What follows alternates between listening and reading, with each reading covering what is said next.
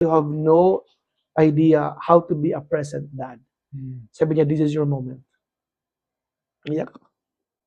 Hello, everybody. Welcome to Dare to Dream, where we talk about dreams, purpose, God, and faith, and nation building. And today, I'm just so excited because we have the perfect person to talk about all these things. He used to be an engineer of three kinds: ECE, CUE, IE, and he had multiple positions in great companies: San Miguel, Isicol, Amcor Anam.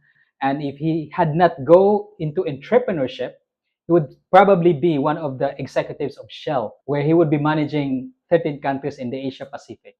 And he has been around the world. He had a very successful business that has presence in multiple countries. And so I'm just so excited to have him in our podcast today. And so let's all welcome my mentor, not just a mentor, but a very, very good friend, the one and only Pax Pakulava. Good morning, everyone. I am very happy to be here.